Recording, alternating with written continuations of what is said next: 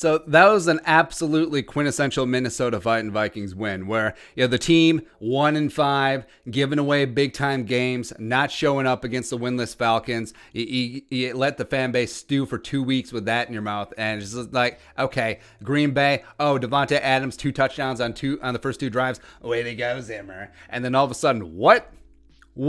All right, so the Vikings upset the Greasy, Grimy Green Bay Packers 28-22 at Lambeau Field, 2-5, staying alive. And yeah, sorry for the tank for Trevor people. I mean, also, like, imagine being upset that your team just beat your biggest rival in their house, and you did it by punching them in the face with DALVIN Cook. You were what you were. You were missing 17 cornerbacks, and guess what? Came out on top. Like, imagine being upset about that. All right. And yeah, the Vikings have the talent. They were much better than their 1-5 record suggests, even though, what your record says you are. Bah. But the Vikings have shown that they can hang with the big dogs in the league. Titans game, close game, couldn't close it out. Seahawks gave that one away. Packers, statement win. Damn straight. So now, I mean, also, you throw in praise up for Cameron Dancer. Feels like that happened like 3 weeks ago, but exit in the first quarter, really scary looking neck injury. Also was being treated for concussion, hit his head on Anthony Harris's hip when he's coming in for a tackle. Vikings said that he's good and should be making a full recovery. So again, prayers up for Cameron Dancer. But man, what a day. What an absolute day. So we're going to recap the game. Vikings 28, Packers 22. Here are 5 winners and the losers from the game that was. Winner 1, it's got to be DALVIN Cook. Dalvin friggin' Cook, where he was written off as like, oh, he got the big contract and then he got hurt. Dalvin doing this and that. 4 touchdowns. 4 tutties. First Viking to do it since Ahmad Rashad. Randy Moss never did it. Adrian Peterson certainly never did it, but put up a $163 on the ground, plus added that 50-yard touchdown. Woo! Dalvin Cook. And also, I respect what the Vikings did here. It was not going to be anything fancy. Gary Kubiak looked across that sideline up in the booth. Mike Patton is like, hey, we're going to give the ball to 33. Best of luck stopping it. And also, of halftime adjustments, we're going to give the ball to 33. Best of luck stopping it. I respect the hell out of that. And Dalvin is this Vikings offense. I mean, a lot of teams throw to run. The Vikings run to throw. And they didn't even throw that much. I mean, I actually really like the don't let Kirk screw up offense. I think they should run it more often. But also, somehow, some way, because the disrespect is real up in this mother father, they will still give Christian McCaffrey the NFC Offensive Player of the Week, even though he didn't play this week. Yeah, absolutely, that's what will happen. Winner number 2, Vikings big upset win.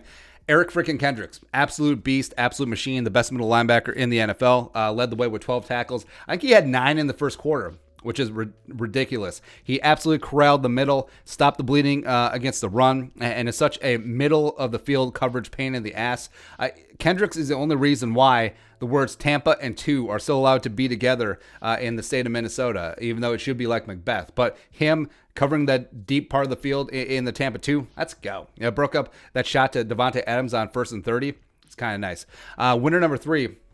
So DJ Wanham should be mentioned in here because he got that strip sack at the end, but we already did up the cards. But yeah, we'll talk about Wanham here in a sec. But winner number 3, Vikings offensive line. So for as bad as they can be in pass protection, they are absolute studs up front in the run blocking game. And you can see why there's so many concessions given, especially to guys like Dakota Dozier, because they are very astute in the zone blocking scheme. They lead the way for Dalvin Cook. They pave holes for him. Brian O'Neill, Garrett Bradbury, Riley Reef, respect, Ezra Cleveland doing his damn thing. Vikings are looking good up front in the running game. Also in that screen game, getting these athletes out in front of Dalvin Cook, sprung that 50-yard touchdown. You had Ezra and Dozier and Bradbury and O'Neill all out in front, paving the way. The Minnesota Movement Company is back, baby. Let's go.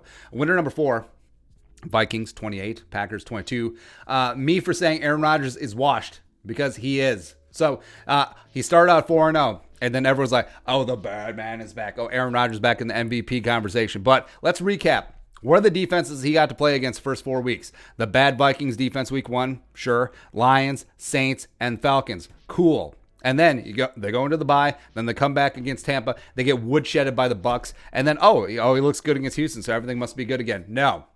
And we harped on it all week. Sit in coverage, and he cannot beat you anymore. That's what we said. hammered. Sit 7 men and covered. Have 2 deep safeties. He cannot do anything. Yes, you do see flashes every now and then, but he is not that same dude. If you get pressure with 4, which the Vikings did today against that banged up Packers offensive line, blitzing and then giving him single high safety coverage, that's where he breaks you. That's where he's still dangerous. But if you sit with 7 bodies back, 2 deep safeties, 5 guys underneath, he is going to get frustrated, and you can see it on his face. You can see the smugness come up. You see him bitching at the refs. It's like, oh, well, how come we're actually getting accurately assessed penalties due to our crimes on offense, huh?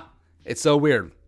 Next up, winner number 5, Fadi friggin' Odenigbo. Big stop on 4th and 1. Also had 4 tackles. Was leading the way for that young defensive line. Daniil Hunter out, no problem. Yannick Ngakoue traded away for peanuts, no problem. Afadi, real gold. I got this. Got pressure on Rodgers. Also led the mush rush. Would have had a strip sack if Troy Dye didn't have that 12-man on the field penalty, as well as respect. DJ Wanham getting after it.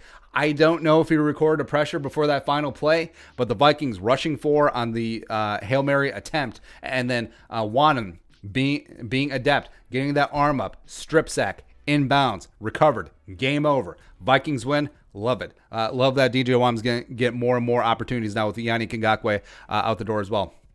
Honorable mention winners, Chad Beebe, big-time third-down move into the sticks. Irv Smith Jr. becoming that alpha dog blocker, which is great to see. Also very underrated, underutilized as a receiver. Passing game wasn't really part of the game plan this week. It's okay. Again, Kubiak, respect. The don't F up offense for Kirk Cousins is great. Anthony Harris had the breakup of Robert Tonyan, the converted wide receiver, on 4th down. Was it a penalty? Wasn't called. Yeah. Lastly, losers. Packers, 28-22. Face. Also, so Zimmer challenges everything underneath the sun, and then they didn't challenge a spot on that 4th down conversion early on in the game, huh? As well as the Cousins delay of game. So it was right after the DALVIN limped off. But I mean, didn't Zimmer cut Sluter because he had complaints about the play clock? Huh? Nah. Dakota Dozier had a false start near the goal line. It's whatever. Gladney. Man, Jeff Gladney had an up and down day. So we talked about this week that we respect that Gladney has a short memory. He needed a short memory today. So gave up both Devonta Adams touchdowns. Also MVS first down on 3rd down. And also Equimana St. Brown beat him. Would have had a big-time conversion, except he just straight up dropped it. And then Gladney was one of 2 cornerbacks remaining at the end and still standing, still strong.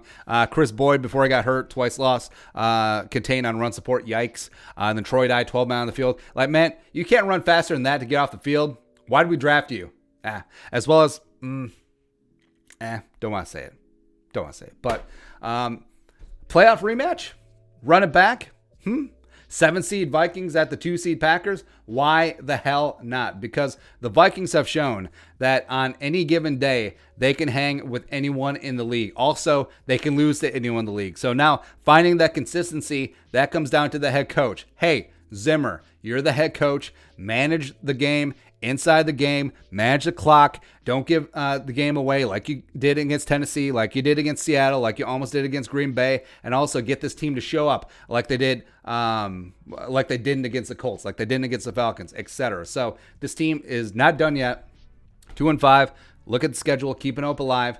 Let's get it on.